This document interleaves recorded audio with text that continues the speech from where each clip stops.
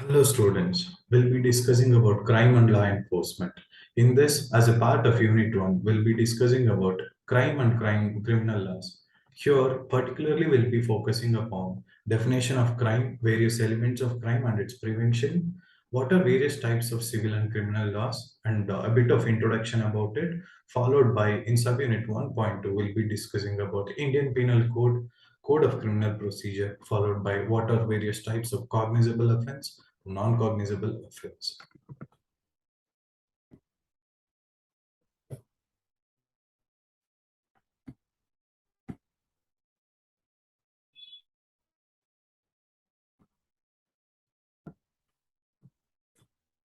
First, let's look into the learning objectives of this session.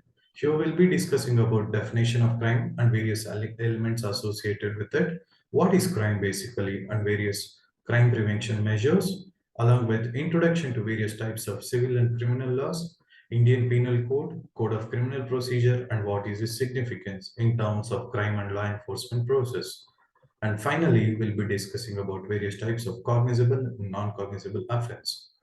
Sure, with respect to learning outcome, like what you'll be learning with respect to this session, that you'll be able to understand and explain various, what is the definition of crime basically, followed by elements of crime, crime and its prevention, introduction to civil and criminal laws, basic aspects of Indian Penal Code, Code of Criminal Procedure, and how is it being significant in terms of crime and legal or law enforcement, basically. Introduction. Here, when we talk about crime, first we should know two things. One is actus reus and one is mens rea. Actus reus is physical aspect of crime. That is, anything pertaining, when there is a crime happening, anything, the physical act that's been meant, that's actus reus. And mens rea is basically a guilty mind.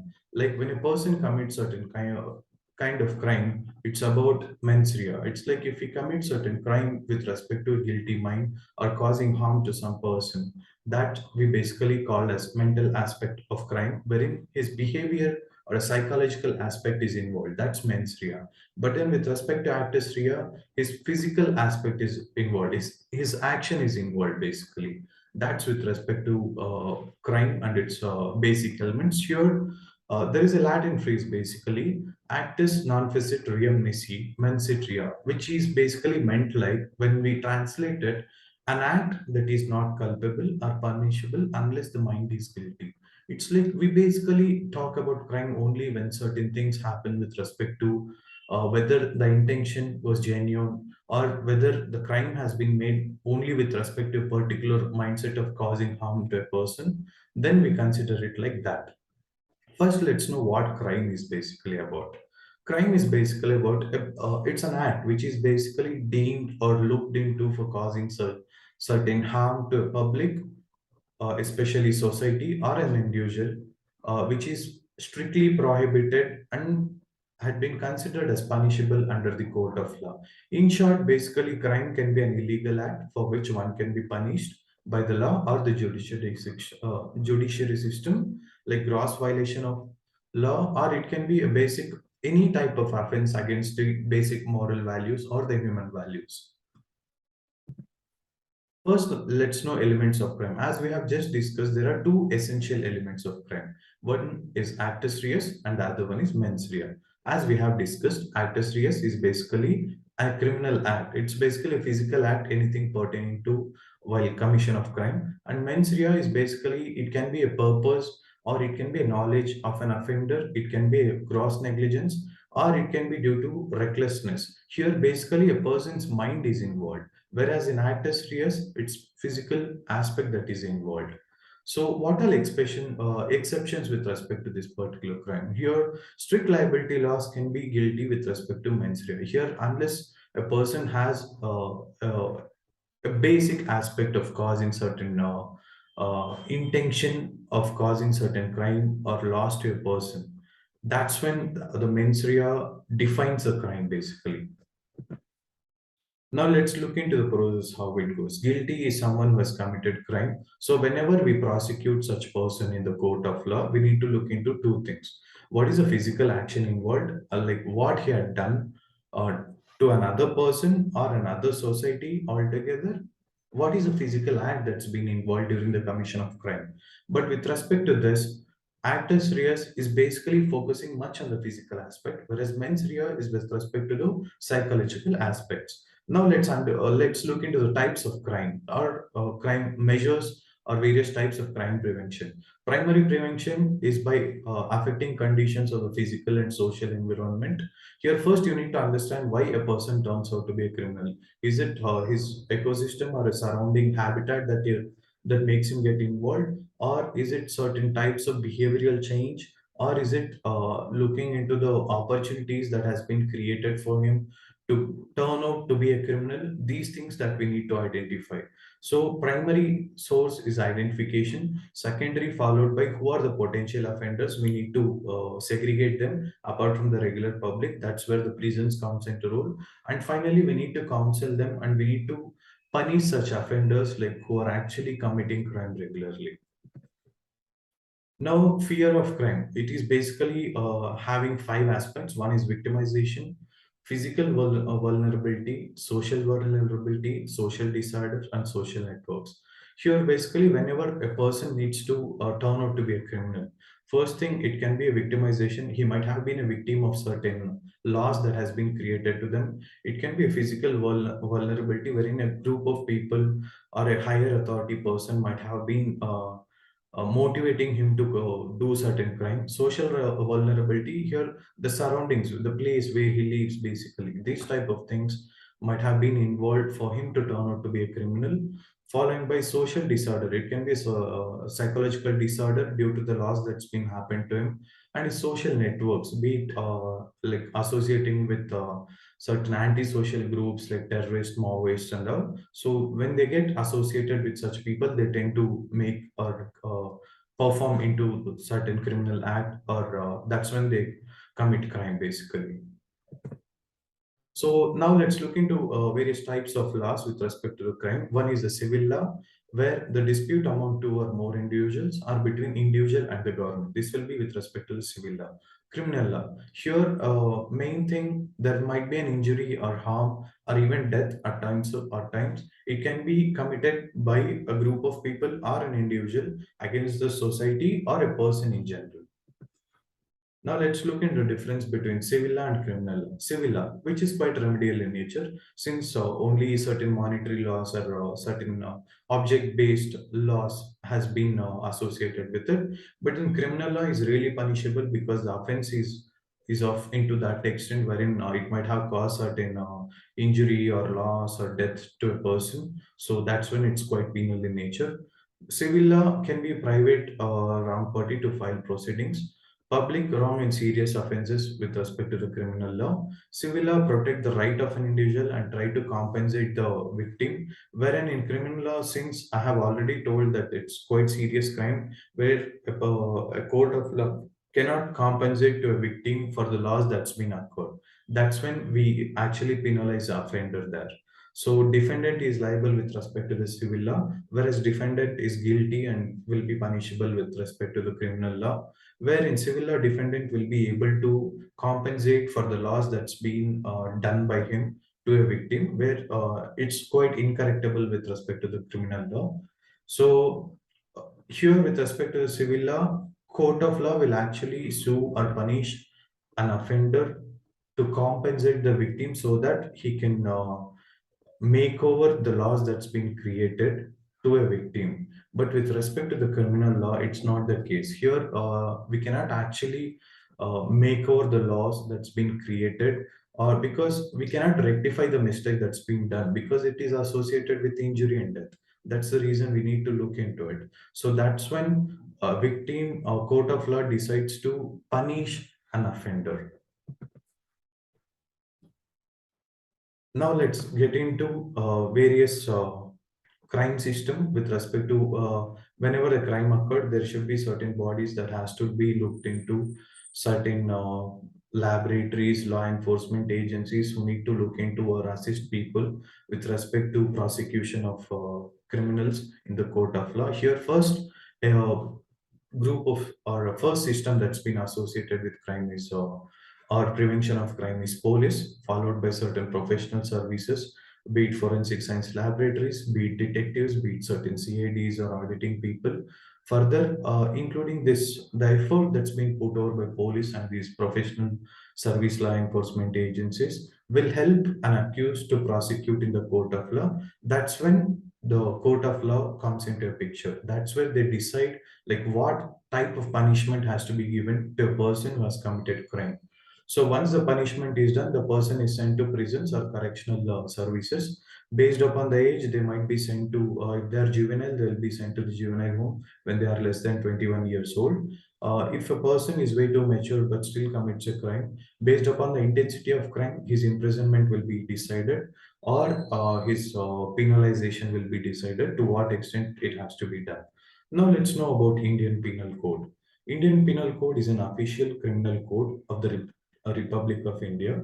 It is a complete code intended to cover all aspects of crime, various crimes that's been present. So what all punishment has to be given to what type of offense is being documented as Indian Penal Code. This basically prepared by First Law Commission chaired by Thomas Babington Macaulay in the year 1825. And IPC in its various sections defines specific crimes and provides punishment for them. IPC is basically subdivided into 23 chapters, which also comprise of 511 sections associated with it. So you can just have a look into various type of sections and the chapters associated with it. First example, just to introduce to you to Indian Penal Code. Chapter 1 basically deals with introduction to IPC. Chapter 2, general explanations.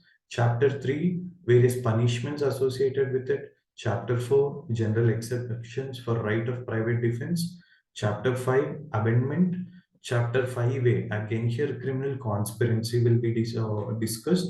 Chapter 6, offenses against the state. For example, if a person commits certain offense against the entire state or a government body, that will be discussed in Chapter 6. Chapter 7 deals with offense related to Army, Navy, and the Air Force. Basically, any offense that's been done against the defense, that will be discussed in Chapter 7. Chapter 8 will be dealing with offenses against public tranquility. Chapter 9, offenses relating to public servants, be it IAS, IPS, government officers.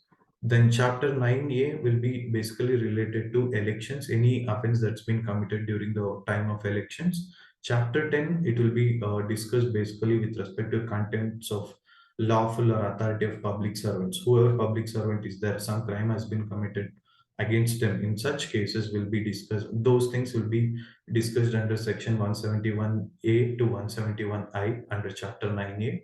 Chapter 10, contents of law. Chapter 11, false evidence or offense against public justice. For example, in the judiciary system, if a person gives a false witness evidence, such people will be punished under this chapter. Chapter 12, offense relating to coin and government stamps. For example, if there is any forgery or counterfeiting of government seal impressions or coins or something, those will be discussed in chapter 12. Chapter 13, offenses relating to weights and measure. For example, in our day-to-day life, we often go to shops wherein we look into various purchases, which is based upon metric scale again. So if they perform certain offense by changing or manipulating the weighing aspects, basically, such things will be looked into with respect to chapter 12. Chapter 13 will be related to weight and measures. And chapter 14 is basically related to offense against public health, that is safety, convenience, decency, and morals. It is purely deals with the doctoral aspect of it, wherein clinical aspect of it. And chapter 15, offense related to religion, anything that is with respect to the religion or certain offense committed in the name of religion. Such things will be discussed in chapter 15. Chapter 16 basically deals against any type of offense that's been created or that's been done against a human body. So there are various sections from section 299 to section 377. Anything related to any type of murder, homicide, suicide, sexual offense, rape, like whatever the type of offense that's been done against a human body. So that will be discussed in chapter 16. Chapter 17 is against offenses against property. This basically certain set of civil crimes wherein forgery of land documents or forgery of signatures in the will or extortion, robbery, criminal misappropriation, anything pertaining to the property or dacoity. With respect to this, it will be discussed in chapter 17. Chapter 18, section 463 to 489E. These are offenses related to documents and property marks. Certain offenses related to various manipulation in documents or property related documents or currency notes, basically printing of currency, like faking of currency notes apart from the RBI printing, whatever that's been done. Such things will be discussed in chapter 18. Chapter 19, it will be discussed about criminal breach of contracts. Like whenever a person into certain service, be it government or certain organizational service, if he breaches his ethics, basically, such things will be dealt under section 490 to 492 under chapter 18. Like chapter 19 basically deals with offenses related to marriage. Then again, chapter 20A, section 498A, it's basically about cruelty by husband, that's being shown in terms of dowry harassment or certain other aspects, basically. Such things will be discussed under that. Then chapter 21, like defamation case. 22, criminal intimidation. 23, attempts to when a person attempts to commit certain offense. Such things will be discussed under chapter 23. So each chapter has various sections associated with, and it's been info like mentioned clearly. You can just have a brief look into it once it is done. Now let's talk about criminal procedure code. What procedure code is basically about? Criminal procedure code is basically about it's a preliminary legislation regarding procedural aspect. For example, when IPC basically deals with various sections, chapters associated with certain crimes and what punishments has to be given. So when IPC deals about that, criminal procedure code simply just to make it precise or even more understanding to you, it's a script of document which basically talks about what are the procedures that has to be followed during the execution of IPC or execution of imprisonment that's been executed for certain various types of crimes that's been mentioned in the IPC. Administration of India was taken over after the rebellion in 1857. After that, British Crown subsequently introduced this criminal procedure code in the year 1861. Once this is being done, the code was amended in the year 1872 once, 1882 once, 1898 once, to form uniform application like over British and Indian subjects. Once the legacy of British got over, we are still continuing the criminal procedure code because it's a well scripted document wherein the document talks about each and everything, like various procedures that has to be followed when you impart certain sections with respect to IPC. So the most like post amendment in the year 1973, that's been regularly followed with respect to the government of India as per Indian constitution.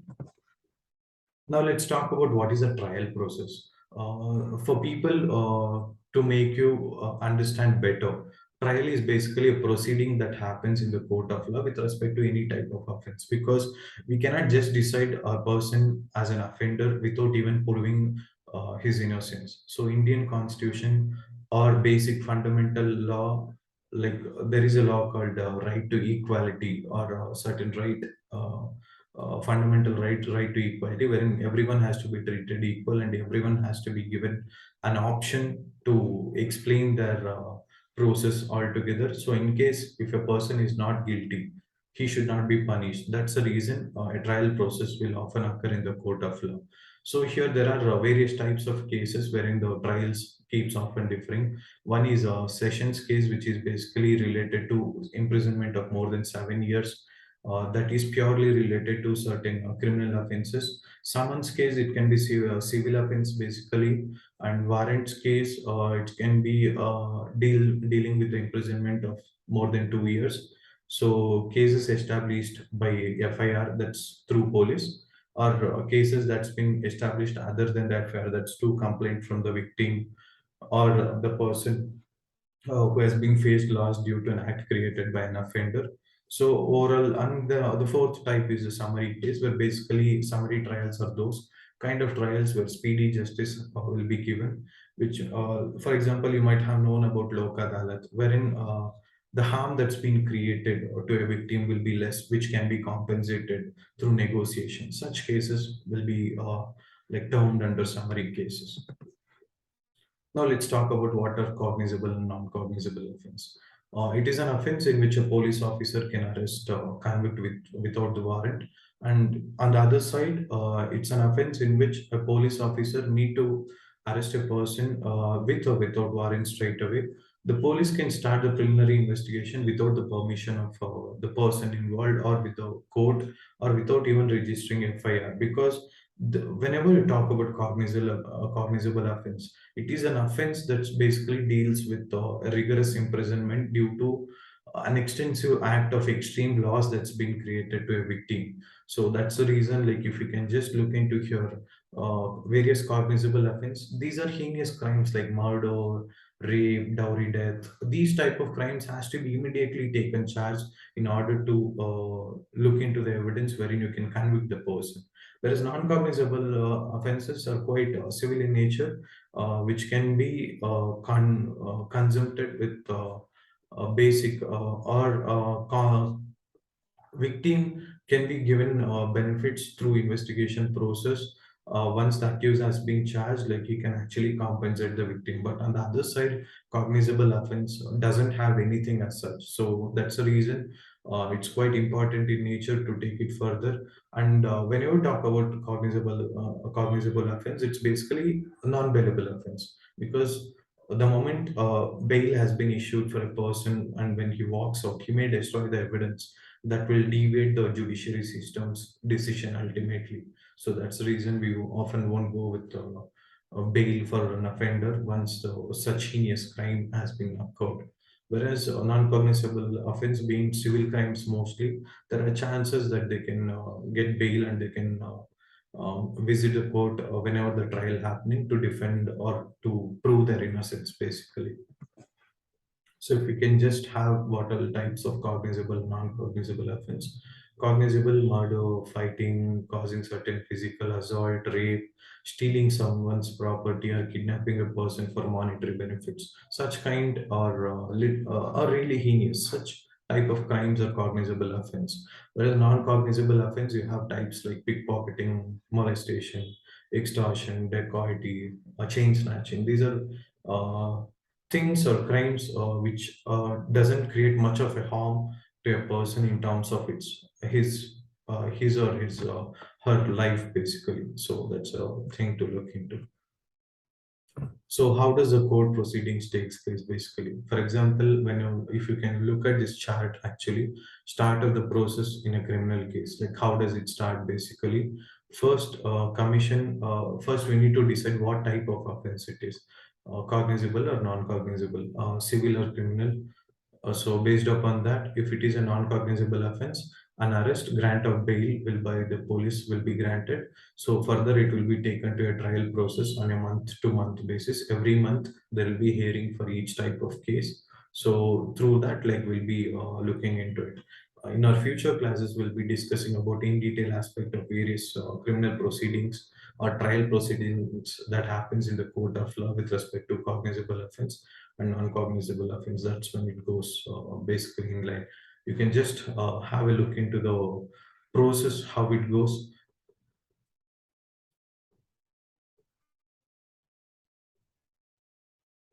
Yeah. So that's it for today's session. Thank you so much. Have a great learning. Thank you.